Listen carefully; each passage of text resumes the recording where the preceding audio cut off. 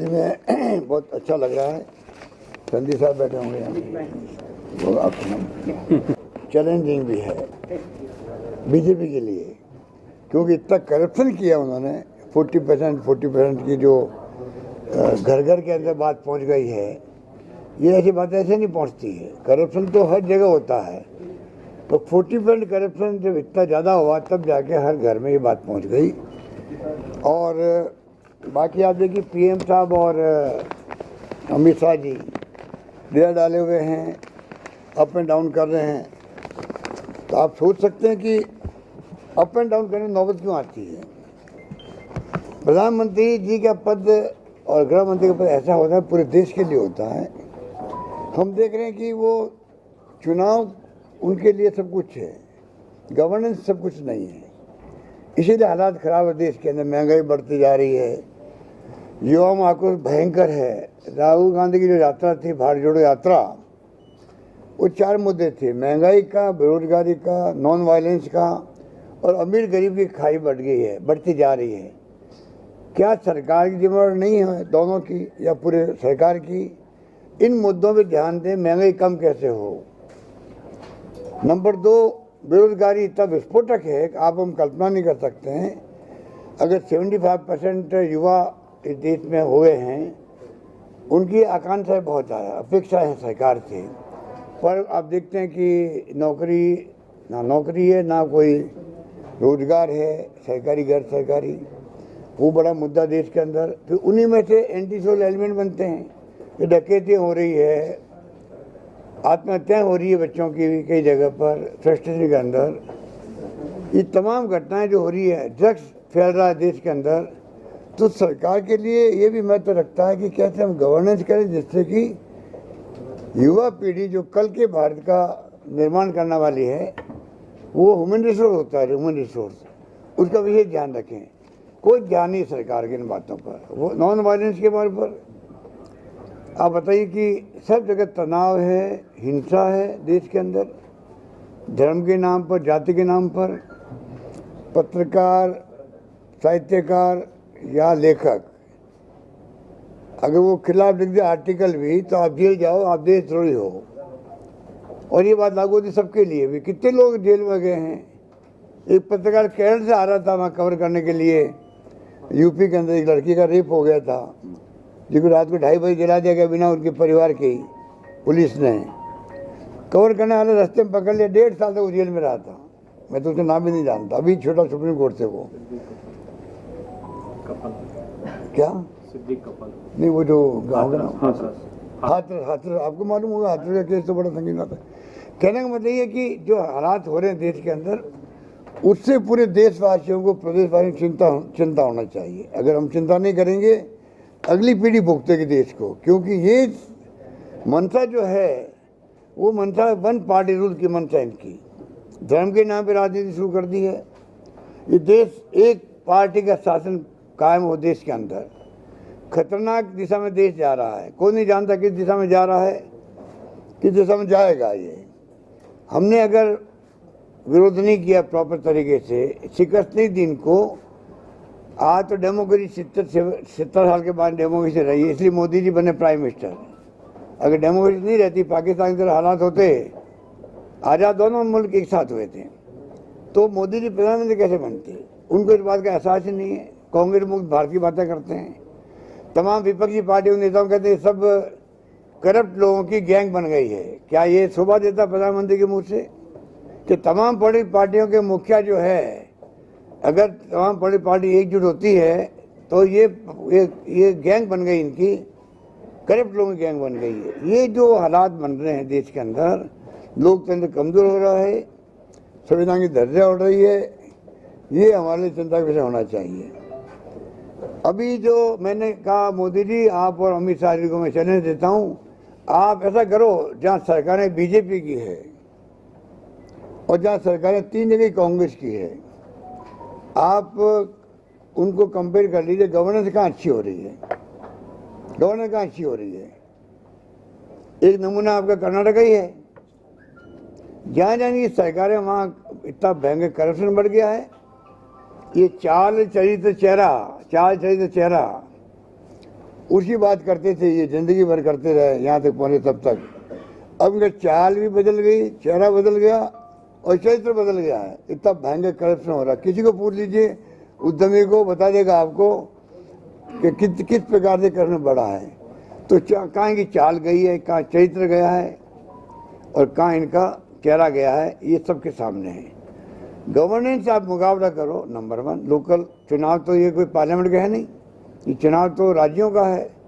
Governance कौन अच्छी दे सकता है, उस पर जनता का आह्वान करो, जनता फैसला करेगी कि किस पार्टी को सरकार सौंपनी हम लोगों को।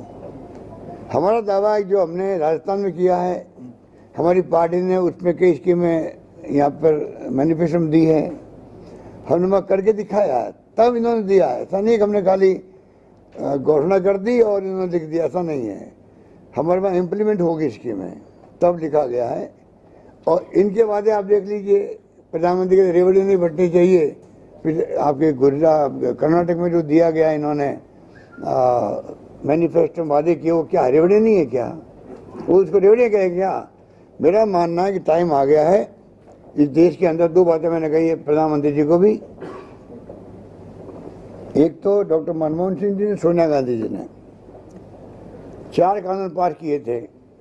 आज़ादी के बाद में पहली बार किसी सरकार ने, यूपी गवर्नमेंट ने कानून बना के अधिकार दिए देश की जनता को पार्लियामेंट से। Number 1 RTI, number 2 RTE, right to education, number 3 खाद्य सुरक्षा का, फूड सिक्योरिटी, 2 रुपये किलो गेहूँ, 3 रुपये किलो चावल। ये कोई मामूली बात नहीं है। अगर 60-70% जनता को आप 2 रुपये किलो गेहूँ, 3 रुपये किलो चावल दे रहे हो, कानून बना के दे रहे हो, सरकार किसी की भी आएगी देना पड़ेगा आपको।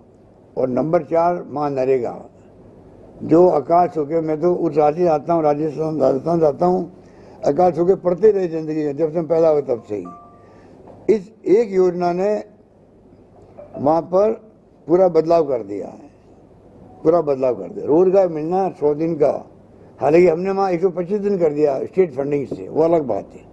हमने इंदिरा गांधी के नाम से शहरी रोजगार योजना नरेगा पैटर्न चलाई है राजस्थान के अंदर, वो अलग बात है। पर कहने का मतलब ये है, गवर्नेंस के मामले में कांग्रेस का मुकाबला नहीं है। अब धर्म के नाम पर और आप जाति के नाम पे कुछ भी कर लीजिए। हिटलर भी था, बहुत पॉपुलर हुआ था पहले, वो वही धर्म के नाम पे बात कर रहा था, बाद में उसे बर्बाद कर दिया जर्मनी को। मुसोलिनी क्या था, वो उसका ही अप्रोच यही था।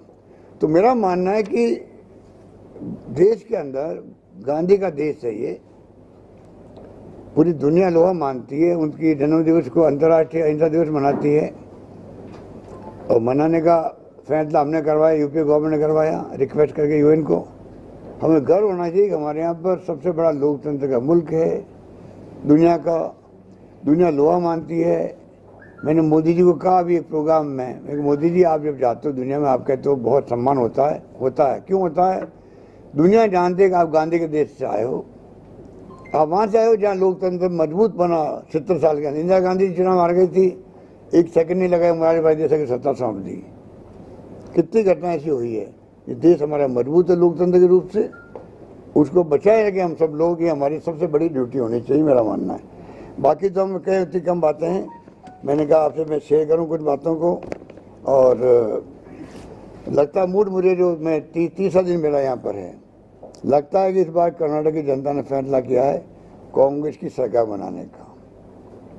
अब शेट्टियार साहब जैसे 6 बार चुनाव जीते, इनको आने की क्या कारण है? ये कांग्रेस ज्वाइन किया, बीजेपी और RSS के बैग कांग्रेस ज्वाइन करे। मैं समझता हूँ कि आप सोच सकते हो किन परिस्थिति में इनके दिल में क्या गुजरी होगी कि इनको पार्टी ज्वाइन करनी पड़ी है, आप सोच सकते हैं। तो मैं समझता हूँ कि जो हालात बन गए हैं पूरे देश के अंदर, उसको देखते हुए ये चुनाव जो है मैसेज देगा देश को। ये चुनाव खाली कर्नाटक की जनता के लिए नहीं है, ये चुनाव हमारी दृष्टिकोण में पूरे देश में मैसेज देगा। और अगर एक सबक सिखा दिया एनडीए गवर्नमेंट को, तो प्रधानमंत्री जी को, अमित शाह जी को सोचना पड़ेगा कहाँ चूक हो रही है हमसे। और मान लीजिए उनका जो अहम घमंड शिखर पर है, अगर इस झटके से मान लो वो भी नीचे आएगा जो कुछ कमियां रही है उनके महसूस नहीं कर रहे अभी वो घमंड और अहम के कारण से, उस पर उनका ध्यान जाएगा, महंगाई पे जाएगा, बेरोजगारी पे जाएगा, नॉन वायलेंस पे जाएगा। क्योंकि आप बताइए किसी गांव में परिवार में झगड़े होते हैं वो आगे नहीं बढ़ सकता है। यहाँ सवाल है देश का और प्रदेश का। हिंसा होगी धर्म के नाम पर तो कैसे विकास होगा, ये ध्यान जाएंगे उनके। मान लो अमीर गरीबी खाई है, आर्थिक नीति बदलेंगे मान लो इस झटके से कि कर्नाटक के अंदर झटका मिल गया, क्यों मिला है, तो हो सकता है कि उनकी नीतियां बदले आर्थिक रूप से देश हित में हो। वो नॉन वायलेंस की स्थिति की तरफ जाए सरकार वापस, जो प्रधानमंत्री मोदी जी ने खुद ने पहली बार मॉब लिंचिंग हुई थी राजस्थान के अंदर, तो मोदी जी बोले थे, सगा बनी थी कि मॉब लिंचिंग करने वाले लोग एंटी सोशल एलिमेंट है। मैंने मोदी जी को कहा, आपने ये बात कही, उस वक्त मैसेज गया कि आपकी नीयत अच्छी है, आप चाहते हो कि इस प्रकार मॉब लिंचिंग किसी की नहीं होनी चाहिए। उनका असर पड़ा था उस वक्त में। बाद में क्या हो गया, 8 साल तक आप बोल नहीं रहे हो, कोई नहीं बोल रहा है उनकी तरफ से। पता नहीं आरएसएस ने दबा दिया उनको, किसने दबाया है। मोदी जी के मुंह से जो उस वक्त शब्द निकले थे, भीड़ इकट्ठा होकर किसी को मार दे व्यक्ति को मॉब लिंचिंग में, उसके लिए पीएम बोले हैं, उनको अप्रिशिएट किया हम लोगों ने।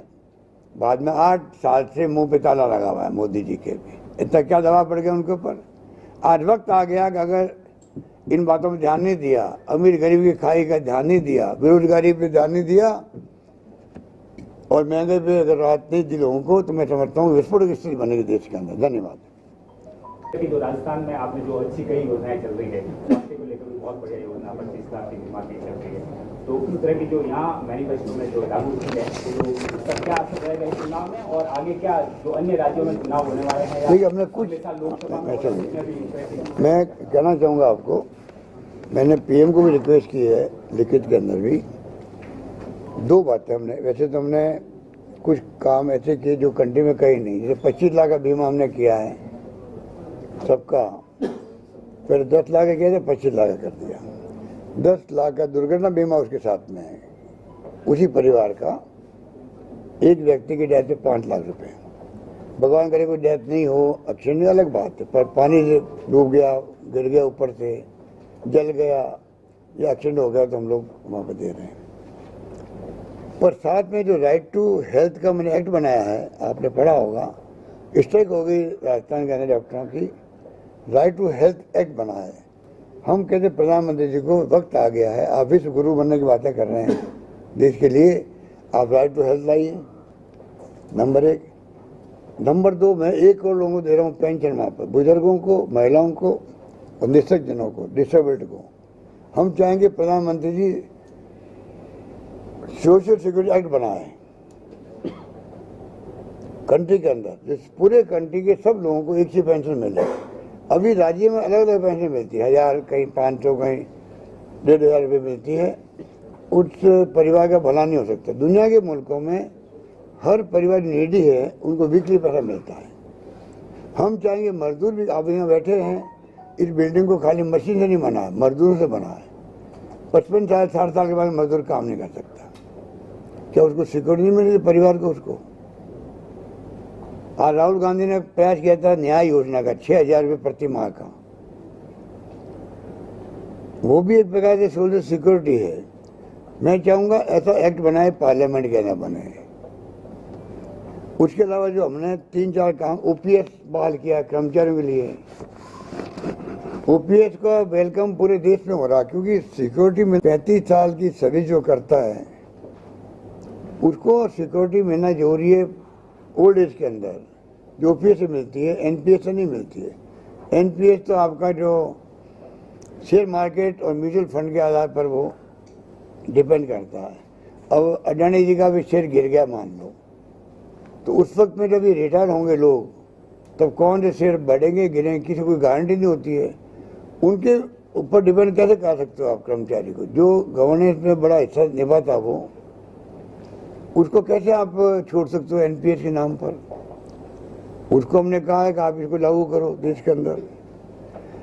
हमने शहरों में रोजगार योजना शुरू करी है नरेगा की तरह, बड़ा फैसला ये शहरों के गरीबों के लिए भी, इंदिरा जी के नाम पर।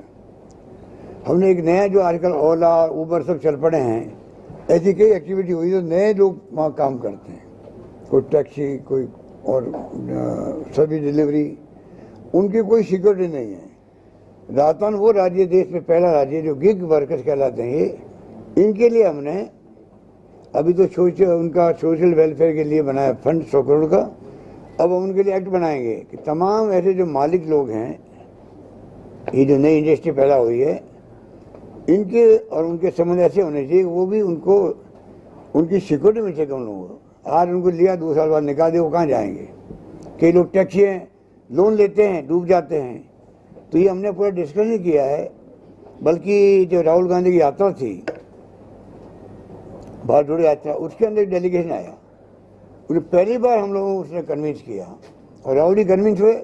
उसके बाद में हमने इसको डाला है बजट के अंदर, मेरे बजट के अंदर। ये हम उसको आगे बढ़ा रहे हैं। तो कर्नाटक का नतीजा कितना असर होगा? बहुत। हम तो चाहते हैं कर्नाटक जीते तो भी राजस्थान, मध्य प्रदेश, छत्तीसगढ़, तेलंगाना चुनाव भी हैं, तो हम चाहते हैं चुनाव जीते हम लोग वहाँ पर। और आप देख लीजिए, क्या पार्टी का रिवाइवल यहाँ से स्टार्ट होगा सर? कांग्रेस जीतने से पार्टी का रिवाइवल स्टार्ट होगा यहाँ से? क्या रिवाइवल पार्टी यहाँ से पुनर्जीवन? पार्टी, आप लोगों को गलत फहमी है, पार्टी पूरी तरह रिवाइव है। कांग्रेस पार्टी कमजोर नहीं है। आपको चुनाव, सुनिए, आप चुनाव जीतना हारना अलग बात होती है, परंतु कांग्रेस पार्टी हर घर में मिलेगी देश के अंदर आपको। कांग्रेस कमजोर नहीं है। और बीजेपी झूठे दावे करती है, कभी पन्ना प्रमुख, कभी बूथ कमेटियां, ये खाली पब्लिक को मैसेज देने के लिए होती है। उनकी पार्टी में दम नहीं है। खाली आरएसएस का जो उनका तबका है वो कहता था हम सांस्कृतिक दल है। सरदार पटेल ने उन पर बैन लगा दिया था, लिख के दिया, माफी मांगी, जिंदगी में हम राजनीति में भाग नहीं लेंगे, हम खाली सांस्कृतिक काम करेंगे। वो भाग लेते नहीं लेते तो आप फैसला करो। दूसरा मुझे शिकायत, एक सेकंड, जिस प्रकार आपने कहा आजकल नया मॉडल ऑफ गवर्नेंस हो गया है मोदी जी का और अमित शाह जी का। चुनी सरकारों का आप हॉर्स ट्रेडिंग करके गिरा दो, उसमें आपका कर्नाटक भी आता है, महाराष्ट्र भी आता है, मध्य प्रदेश भी आता है। कहाँ जा रही डेमोक्रेसी? राजस्थान में उन्होंने खूब अटेम्प्ट किए, खूब इन्वेस्टमेंट किया। एक राजस्थान है, वहाँ पैसा उनको इन्वेस्टमेंट किया और डूब गया। बाकी तो वो कामयाब हो गए हैं। तो आप सोचिए क्या होगा देश का अगर जीतने के बाद में आप अगर हॉर्स ट्रेडिंग करवा दो, तो फिर डेमोक्रेसी कहाँ रही भाई? दूसरा इलेक्शन बॉन्ड, और दूसरा चंदा लेते हैं एक तरफा, ईडी, इनकम टैक्स, सीबीआई, तीनों का तो छापे पड़वा रहे हैं, रेड पड़वा रहे हैं हमारे ऊपर, सब पार्टियों पर इकट्ठा कर रहे हैं। मतलब इक्वल लेवल फील्ड भी नहीं रहा आपका चुनाव लड़ने का। आप बताइए ना, फील्ड तो बराबर होना चाहिए कि नहीं होना चाहिए दोनों का? ये स्थिति है। सर आपके कर्नाटक में आनी चाहिए क्या करके लोगों को उन्होंने क्वेश्चन किया है। किसको क्या पीएफआई के कुछ बॉम्ब डालने वाले एक्यूज रहे, उनको राजस्थान में शेल्टर दिया। शेल्टर किसने दिया? राजस्थान ने शेल्टर दिया, ऐसा कुछ नहीं है। शेल्टर कहाँ दिया भाई? हम क्या शेल्टर देंगे? हमारे वहाँ सील बम ब्लास्ट हुआ है, फांसी सजा हुई है, हाई कोर्ट ने उसको स्थगित कर दिया, हम सुप्रीम कोर्ट जा रहे हैं उसके लिए। सर बीजेपी का आजकल का एक मिनट सर, एक one by one sir, please sir, one by one. Development के बजाय सिर्फ गालियां देने, जो प्रधानमंत्री को 92 बार गालियां दी गई, उस पर सियासत चल रहा है, उसके बारे में आपका क्या? मेरा ये कहना है कि देखिए, जो सब प्रधानमंत्री जी ने और इनकी पार्टी नेताओं ने लिए हैं, सोनिया गांधी जी के बारे में, राहुल जी के बारे में और कई नेताओं के बारे में, अगर वो बैठे हैं तो और उनके लेने देने पड़ जाएंगे उनके खुद के। नंबर 1। नंबर 2, जो वो कहते हैं 91 गाली मुझे दी गई है, तो वो गिनती करने बैठे हैं क्या? इतना वक्त है कि उनके पास में?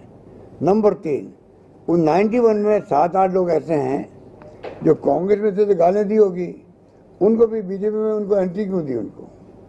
चाहे वो सिंधिया हो चाहे और कोई हो।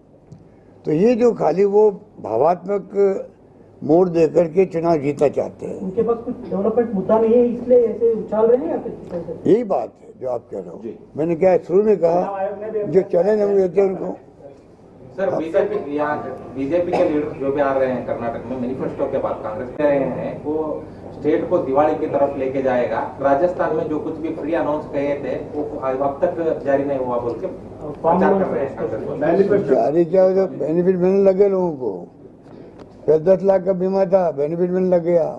500 में गैस सिलेंडर दे रहे हैं हम लोग, लागू हो गई, अपनी स्कीम लागू हो गई है। लोन वेवर भी नहीं हुआ और 5 साल में हम लोगों ने, आप बताइए 5 साल में हमने एक भी टैक्स नहीं लगाया बजट के अंदर, 5 बजट के अंदर। नंबर 1 नंबर तो आपको यहाँ खुशी हुई जो आपने कहा, मैं उसका जवाब दे रहा हूँ कि वो कहते हैं कि दिवालिया हो जाएगा। इनको पता है आज देश के अंदर भारत सरकार के आंकड़े आए हैं, देश में नंबर 2 पे आर्थिक रूप से प्रगति करने वाला राज्य राजस्थान है, 2 नंबर पर। Number 1 Andhra Pradesh, number 2 Rajasthan. आंध्र प्रदेश में 11.4% जीडीपी का, और हमारे यहाँ 11.04%, इतना फर्क है। तो फिर क्या, कहाँ की बात कर रहे हो?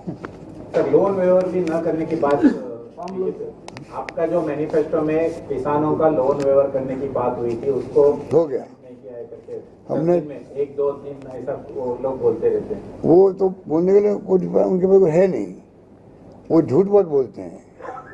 मेरा मानना है सरकार बनते ही हमने 3 दिन के अंदर 22 लाख लोगों के लोन माफ कर दिए, किसानों के, कोऑपरेटिव बैंकों के, भूमिगत बैंक के कर दिए।